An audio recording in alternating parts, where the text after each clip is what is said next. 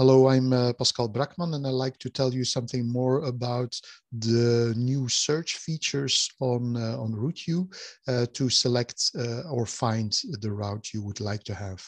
First of all, it's you can select the types of routes much more easily, and we will show you in the following demo how that works.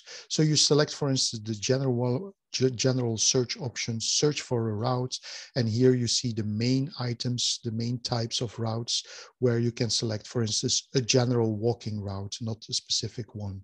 You can click on the map and see what it is about and click through to see more information about that route. You can also go back, and also in the list, you can select routes. Here again, you can select a type or a subtype, or you can select it in the list. For instance, this Sydney walk, and also there you can click through and do something with that route, which is for another tutorial. You can also zoom in on an area, as I show you here, for instance, in the Benelux, and you will always see that the list you get is a combination between the map area and the filter settings you put on top, or in the specific filter items, which we will come back to later on. So here's a list of a specific route type, namely a gravel route. If your route type is not in the main items, go and select or check the 3 dots, because there are many more types which are not so popular but might be interesting for you, such as inline skating, as this example, which is a great skating route in Vondelpark near Amsterdam, or in Amsterdam. So the second item is, for instance, I forgot to tell, you can also select straight from the main menu routes near you, but we come back to that in this option, because you can select specifically on locations and on authors. And the most 2 popular ones are selecting routes near your current position and selecting your routes. So let's have a look how that works. So here we select on the search by location or author. If you click on it, you get the 2 main options: search in my area or around my current position. The second one is that you can add a specific name, such as York, and then the system will look at locations such as New York or the York district in the UK. And you can select that, and the map zooms in on that specific area. So you can now select maybe the most popular author, which is yourself. So select your own routes, and that allows you to see your routes. Again, pay attention that it's in that selected area on the map. And if you want to have an overview of all your routes, zoom out. This demonstration shows you how to select a specific author, in this case, the Black Swan. And by just typing in Black Swan, it shows you the options of authors with that name. In this case, there are quite some nice routes of this author near York. So that brings us to the next part, which is the selection of filters, because the filter option allows you to select even more items. So let's have a view on the demo. And here we go back to search for a route, and you see that the filters are marked with a red dot, because there's already one filter of mountain bike we selected before. I can remove it, and now the filters are empty. There's no red dot.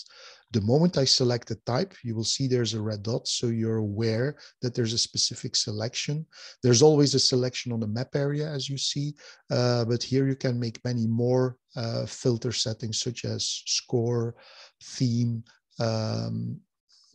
characteristics such as a loop-shaped route, the theme nature. So now we have loop-shaped routes in nature, and we're going to make it easy, so we get easy routes, and we can look at the results.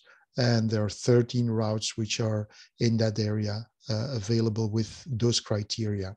You can go back to the filters, and if you go completely at the top, if you go to the top, you see that you can select or deselect all the filters again, and then you filter less, and you get, of course, more results, as you see here now, 326 as a result. You can also play with the sorting. You can sort by relevance, which is a RouteYou algorithm, and which we will not discuss in detail, but you can also select here the score, sort by score, which is the best score first, the length, or the name, or the most viewed routes this month or all time. So that allows you to have a look at very popular routes. The relevance is a combination of popularity, recentness, and suitability for you. So that's quite complex to explain, but just be aware that you can change the sorting. An extra feature is definitely search as I move the map, as we will discuss here, because it allows you to select routes which are passing through an area. Let's demonstrate this with a place, a very nice place in Greece, which is called Pylos.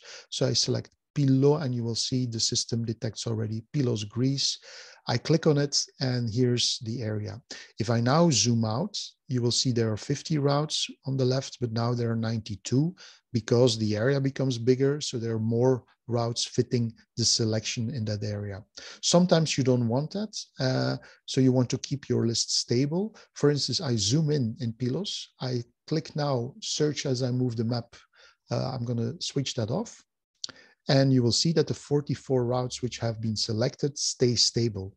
So you don't only select the routes which are starting in Pylos, you also select the routes which are passing by or ending in Pylos. And that allows you, as you see here, to select those routes and see where they come from, how they go. So it might be quite a long route ending up in that place.